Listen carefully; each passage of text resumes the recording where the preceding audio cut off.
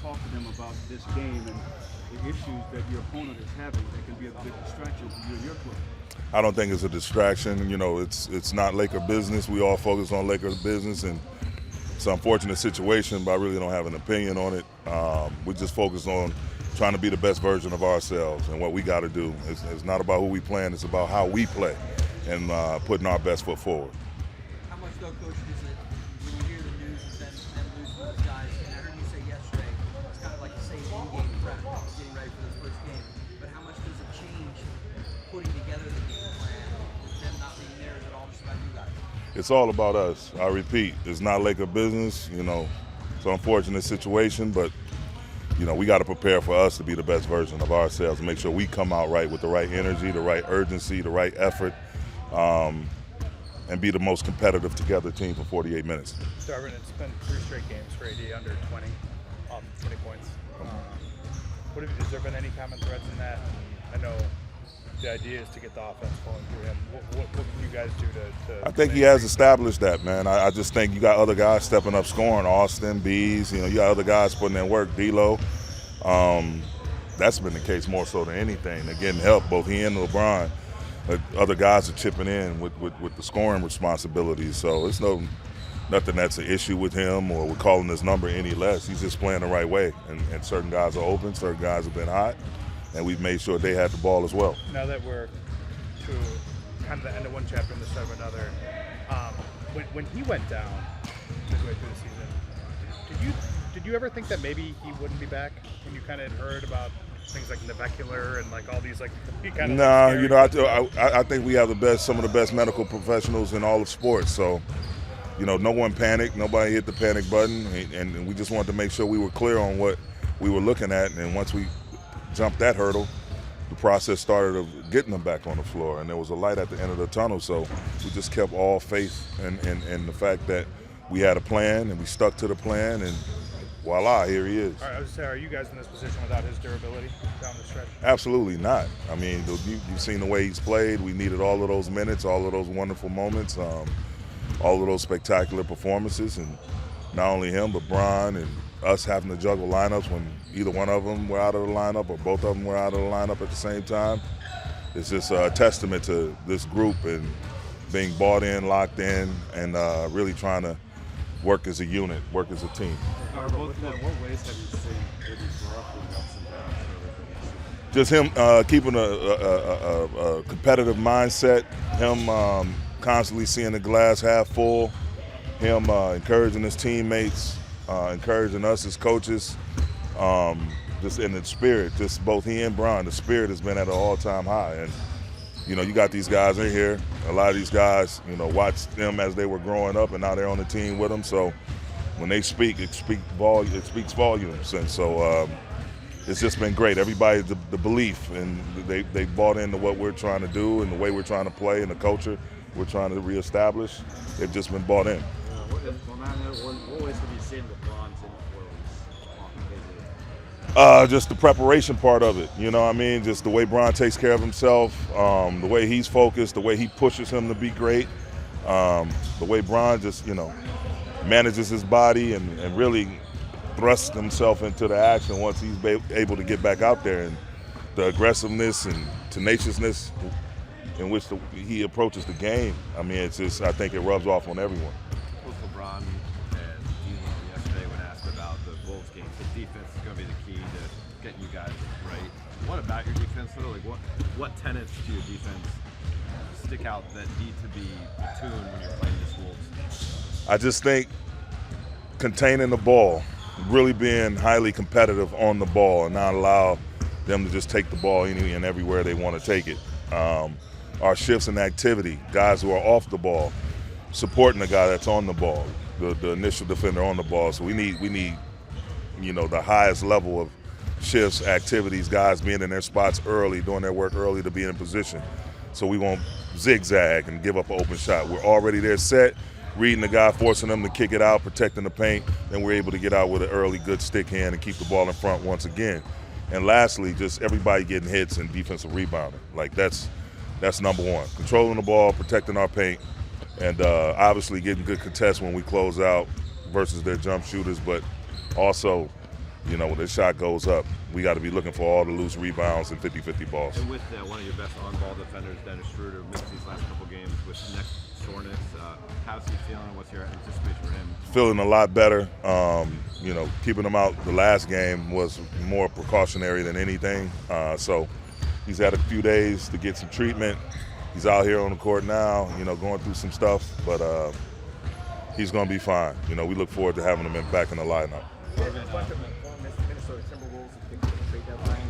How important were those guys for the season turning around, and how helpful can they be for a game like this? I mean, they were huge. Just all three of their skill sets. D'Lo, just the way he's calm with the ball, you can't speed him up nor slow him down. He's able to space the floor. High level elite 3-point shooter.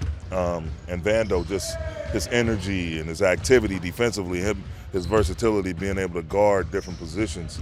And then you have Beasley, who just one of the best shooters our league has today, and also a very underrated defender. And so all three of those guys and their skill sets, it really meshed quite beautifully with what we got going on. Can you offer some insight as far as like the system that Minnesota has, and for a game like this, you kind of like reach into their minds a little bit and ask them about it? They were very vocal. I'll just leave it there. With D'Lo, Vando, Malik having been in a playing game last year, how does that help young guys like that with the situation? I just think their confidence, knowing that you can go out and win a game. I mean, we just have to go out and win a game. We can't think about, okay, if we lose, we still got another chance. If we do this, we do that. No, we have to take care of the business that's in front of us. Today it was going over the scout, putting in the game plan, and tomorrow it'll be to come out and be highly competitive, the most competitive together team in the building, and that's pretty much it. But those guys haven't gone through that experience last year, and the calm way they've gone about their business, I just think they had success in their playing game. So, and along with all the years that Bron, AD combined have playoff experience, and the coaching staff and other guys, we're good, man. We're in a good place. The only time you should be nervous is when you're not prepared. We're very much prepared. Darvin, you decided how tight you want to adjust your rotation. Obviously, in the playoffs, 8-9 guys. Have you made those decisions yet? Yeah, we've thought about it. We talked it over as a staff, and I think we'll land somewhere probably later on this evening or first thing in the morning. So you'll call us then after you know? Absolutely not. Coach, was there a moment right after where you can remember after that trade and the big trade down and the move where you started to see those pieces of the puzzle coming together and thinking, all right, this is how we're going to mold this team? Because you guys have been great since the deadline. The way you finished is the reason you're here today tomorrow. Absolutely, man. Our scouting department, and our general manager, is top shelf. So being able to look around and see what deal made sense, what deal was available that made sense, it was easy to pull the trigger. And again, we're thankful for those guys we had at the beginning of the season that came out and competed and tried to do the best thing they could within the system. But we found what we thought was a better fit, and they came in, hit the ground running, and I think a lot of the times all of the attention that Bron and AD draws, it makes it for an easier transition for these guys in terms of offense and finding their way. Everyone pretty much plays the same way, and the only thing is the difference is the terminology in which they call their stuff. So everybody's running double drags, everybody's running staggered away screens, everyone's running DHOs, everyone plays angle, middle pick and roll, side pick and roll. It's all the same. So it's not like you're learning, going from Rick Adelman's split actions to Phil Jackson's triangle offense, or San Antonio's motion to Utah's autos 1-4 high. It's none of that. Pretty much everyone plays the same way now, so it makes it for an easier transition. Here, you played a little more than 2 years with the Timberwolves. What are your thoughts about playing them small and playing them? Man, I'm excited. Obviously, I got some history there. Spent my last, 2-3 years there, so I got a lot of love and respect for those guys. But this is a golden opportunity for me, and I'm super excited for it. How much does it help as far as insight into what Minnesota does for a game like this, kind of like when you guys scout? It helps a lot. I've been there, so I know, what they like to get to. I know those guys personally, their tendencies. So even just helping these guys with scouting and trying to, figure out their game plan and how they operate, it's just much easier, especially since I got a couple guys with me that's also been in that system and played with those guys. So, it's an advantage for sure. How intense was the playing game you guys played last year? How can that help you guys? You, CeeLo, Malik? It's super intense. It was almost like a, March Madness type of feel. Like, win or go home, pretty much. That's how we viewed it. Obviously we had another opportunity had we did lose, but we treated it like it was a win or go home situation. So the atmosphere was crazy. It was just super competitive. Everybody, really was just playing their heart out.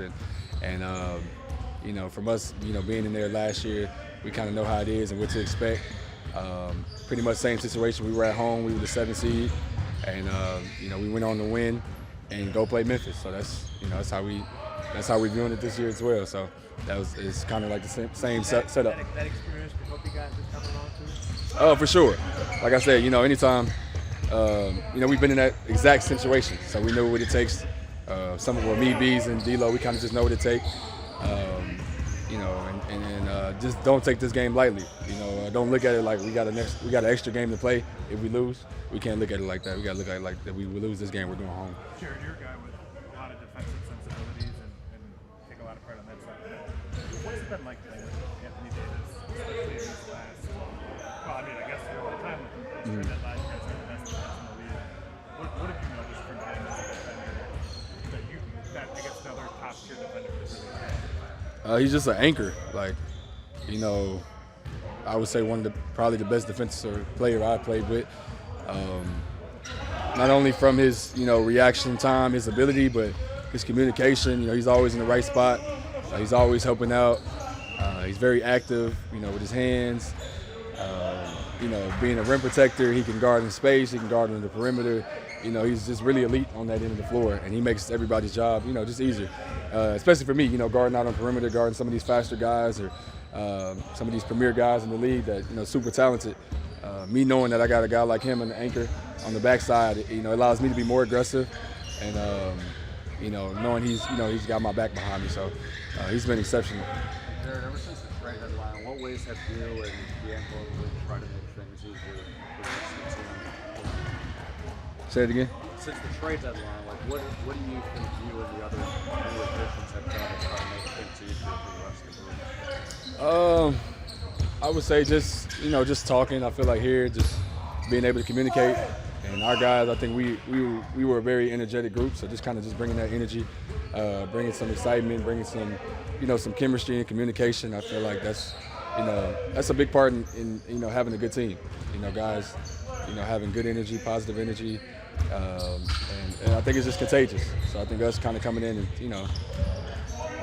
having that to start, it kind of just set the stage and set the tone for us, for that second part of the year. You're new to this franchise. Are you eager for your first postseason experience in front of this fan base? Say it again. You're new to the franchise, obviously. Are you eager to see your first postseason experience in front of the fans and everything? I am. Obviously the fans been great all year, but postseason is, it's a different atmosphere. So I'm excited, to even be in the playoffs, but to also just represent, a historic franchise like this. They got so much history, and it means so much more here. Just winning and that culture, that atmosphere. So I'm excited, and I can't wait. Last time you guys played the Timberwolves, you matched up with Ant and Pat. What are the keys to slowing those two down tomorrow? They're obviously the engine of their team. They only gonna go as far as those two guys take them. So just try to make those guys uncomfortable, and just be physical from the jump. I think that's pretty much the game plan for those guys, and not to look at this game lightly. Obviously they got some key starters out, key pieces out, but we got to still have that same approach, same mindset, just to set the tone early and just be the aggressive, no matter who's on the floor, and just take full advantage. It's one thing for a player to get an opportunity in a playoff scenario against his former team, but it's another thing when all three of you guys get an opportunity. Has there been any discussions amongst the three of you guys that started the year in Minnesota and now an opportunity to knock it out? Honestly, I feel like it couldn't have been, scripted any better. We get to, compete against a team that we spent time at, and being able to not only advance but knock them off as well. It couldn't be scripted any better. But obviously, I don't really look at it like, a team that I've played for. It don't matter who it was. It could have been, Pelicans or anybody. I'm gonna have that same approach. So it's not no extra motivation for me. I feel like my approach is the same with any team we're playing. So I'm just excited to compete tomorrow and go out there and compete for a win. Turmoil? Yeah. What happened? I mean, what was your reaction about what happened? Honestly, I don't have any type of opinion on it. Right now we're focusing on, myself and my team and what we got going on, and that's all we can control right now. The mental attitude that you guys are going into, and how positive and how good you feel right now, getting ready for postseason. Yeah. I mean, we're very positive. Obviously, a tough opponent. All the guys that can score the basketball, Mike, Cat, Ant, they have a lot of weapons. Good role players for them as well. But we're confident in our group. There's some good mental reps today as far as preparing for it tomorrow.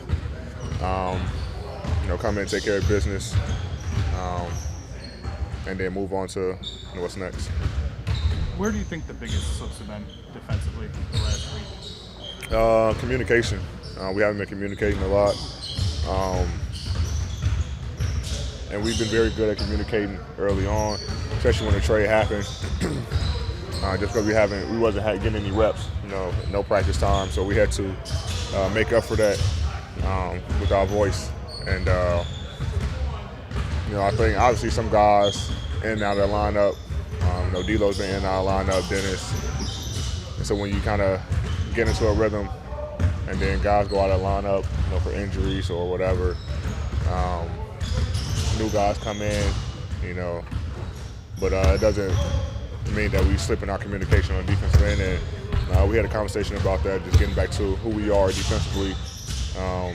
Being that top team defensively that we want to be, which has helped us win a lot of basketball games since the trade. So getting back to that, putting a little bit more effort, a little energy, one shot, defensive rebounding.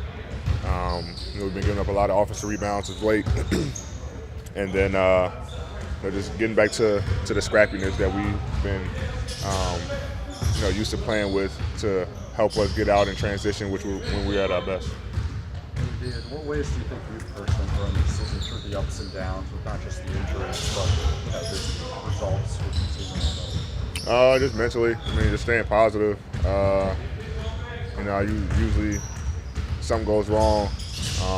Part of myself, want to win, but then some of the guys just been around. Some new guys. Coaching staff obviously is new, and just reminded me to stay positive. Obviously it was tough early on. Coming off the season, not just myself, but the team has had.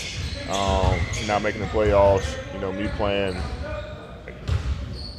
30 games, 40, whatever it was. Staying positive that things will change around, and that's what Ham is all about: positive energy and just keep moving forward. And I think I kind of picked some of that up this year. Even though you won a championship here a few years ago, there haven't been a lot of postseason home games. You kind of excited for that aura, that atmosphere tomorrow? Yeah, for sure. I think they said since we didn't have it obviously when we won, and the other time was like COVID year, so I think it was limited, like 8,000 fans or something like that. So I'm good. I'm very excited to see Crypto get packed tomorrow and come out and support us like they always have been. What's your thought on facing the Wolves without Gobert and probably without McDaniels versus if they were their full group? Yeah, those are the top two defensive guys. Obviously it takes a hit, from them defensively. But I think I'm assuming Cat will start at the 5. They're probably a little bit better offensively, just as far as spacing. So it's a different, challenge for us. We haven't seen that this year, but we're preparing for it. Unfortunate situation for them, obviously, but it's our job to go out there and no matter who's on the floor, go out there and get a victory. You guys have the best record in the West since the trade deadline, and obviously you and LeBron have championship experience. Do you feel like you guys are entering the postseason with maybe more confidence and momentum than the typical 7 seed? Yeah. We're always confident in our group, and our coaching staff. We've been playing very well, very good basketball as of late, which brings more confidence for sure. The defensive end has been a lot of slippage, but we're confident we can get back to the team that we've been. But yeah, I mean, you know, we got some coaches with championship experience, playoff experience, some players. You know, obviously adding Tristan DNA, championship DNA to help with the guys. I mean, we're very confident going into any matchup. What have you guys missed with Dennis out the last 2 games? What does he provide for you guys? His defensive intensity, picking up the ball 94 feet, playmaking, his pace. You know, he gets the ball and he's flying, which forces other guys to run, forces us to run. Man, he was definitely missed for sure, but you know, hopefully he's back ready, back healthy to get going tomorrow, and then you know, we can pick up where we left off at. Darvin was observing that it feels like this season the Browns had a pretty big impact on you, specifically with just your day-to-day routine. How do you see that? What ways does it influence you? My day-to-day? Yeah, just as far as your preparation routine. I've always been a guy that preps. Obviously, you know, I think not just only this year, but just since I got here, you know, his ability to lead, you know, his cerebralness. I don't know if that's a word, but he's very he's very cerebral. You know, with his work, with his prep, and just being around that has kind of, you know, taken, you know, mine to another level as well. Especially when it comes to playoff prep. You know, he's very locked in, and we actually had a conversation. You know, we both got here. I think practice at 1. We both got here. Well, he got here a little bit before me, but we both were here around like 10:45. You know, writing on the mirrors in the weight room about matchups and schemes and all this stuff. So we're both really dialed in and locked in. We know we have a special group. Obviously, you know, when you have a guy like him and myself, and then the guys that we have around us, it doesn't come around often, and you know, you definitely don't want to take advantage, take it for granted. And so we coming in and we're locked in. We're trying to get our other guys on the same page to try to make this run.